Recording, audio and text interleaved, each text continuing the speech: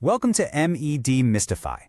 Today, we're jumping right into a really fascinating journey through human physiology. We're going to explore the microscopic factories inside our kidneys and discover exactly how a specific group of chemical disruptors, diuretics, actually work their magic.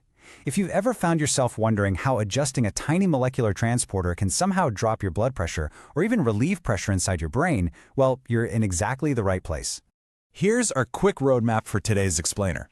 First, the normal urine formation process. Second, what are diuretics? Third, mechanisms of every class. And finally, key individual drugs. All right, let's start with Section 1, the normal urine formation process. Okay, let's dive into this. Before we can even begin to understand how medications change our physiology, we really have to understand the baseline functional unit of the kidney, which is the nephron. What's completely mind-blowing here is that each one of your kidneys contains about 1 to 1.5 million of these tiny little structures. Blood enters the glomerulus under high pressure, and your body filters an absolutely massive 180 liters of fluid every single day. But thankfully, your final urine output is only about 1 to 2 liters. So how does the body pull all that fluid back? Well, it comes down to 3 fundamental, elegantly balanced steps. Step 1 is glomerular filtration. This is where water and small dissolved substances are basically squeezed into Bowman's capsule, while the larger blood cells and proteins stay behind. Then we have Step 2, tubular reabsorption. This primarily happens in the proximal convoluted tubule, or PCT. Here, your body rapidly pulls back the useful stuff. We're talking nearly all the glucose, amino acids, and about 99% of the water. Finally, Step 3 is tubular secretion. This is an active process later in the tubules where the body aggressively pumps out remaining wastes like hydrogen ions, toxins, and drugs, just to keep our acid-base balance perfectly in check. So, the final product of a healthy kidney factory is remarkably consistent. Normal urine is about 95% water, 2% urea, and trace amounts of waste like creatinine and some electrolytes. Crucially though, under normal, healthy conditions, glucose and large proteins are entirely absent. This pristine balance is our baseline. Moving right along to Section 2, what are diuretics? So the real question is, what happens when we intentionally disrupt that normal balance? By definition, diuretics are chemical tools designed to literally force the kidneys to excrete more sodium, chloride, and water than they normally would. Because water essentially follows salt, dumping sodium means dumping water. This reduces your total blood volume, which in turn reduces your blood pressure. That's exactly why these drugs are so vital in treating hypertension, reversing dangerous fluid buildup or edema, managing congestive heart failure, and even treating pressure conditions like glaucoma. We generally categorize these drugs into 5 specific classes, and this is based on exactly where and how they set up a roadblock inside the nephron. We have carbonic anhydrase inhibitors, thiazide diuretics, loop diuretics, potassium-sparing diuretics, and osmotic diuretics. Let's travel down the nephron tube and see how every single one of these classes actually functions. Section 3. Mechanisms of every class.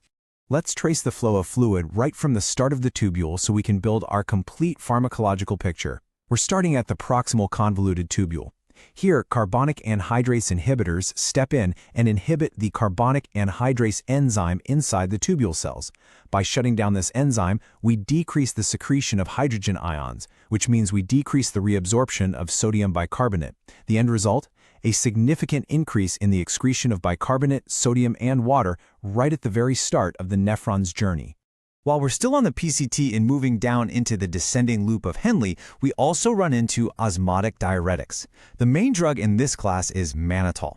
Now, instead of targeting a specific transporter, mannitol works through sheer physics.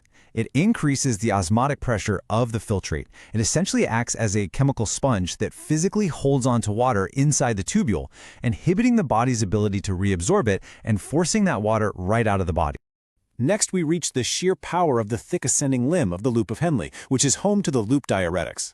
Now, what's really interesting about this slide is the sheer impact these drugs have. We're talking heavy hitters like furosemide, bumetanide, and ethacronic acid. These are often used for rapid fluid clearance in conditions like acute heart failure or severe edema. They directly shut down the massive sodium-potassium 2-chloride transporter, or NKCC2. Because this transporter normally reabsorbs a huge amount of salt, blocking it causes a sudden, incredibly powerful diuresis. Moving a bit further along the nephron to the early distal convoluted tubule, we encounter the thiazide diuretics.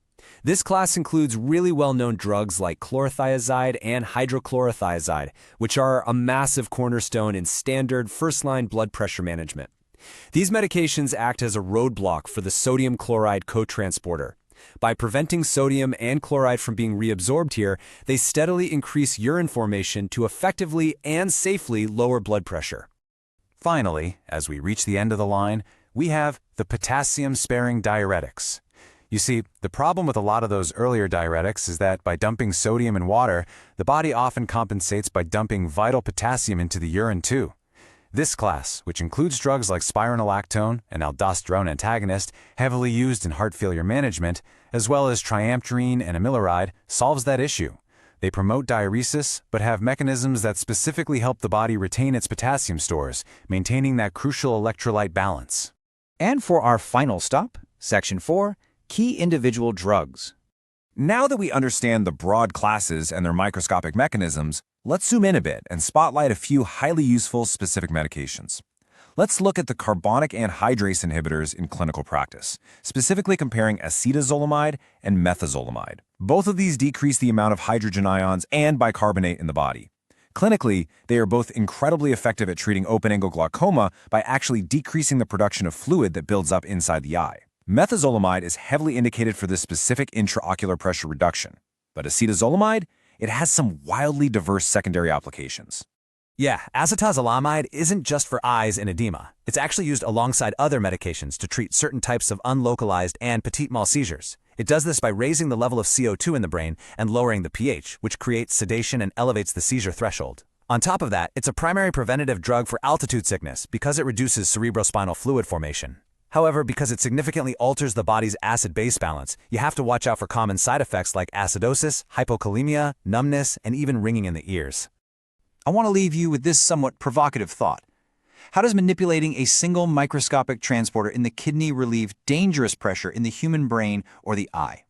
It brilliantly highlights just how profoundly interconnected human physiology really is.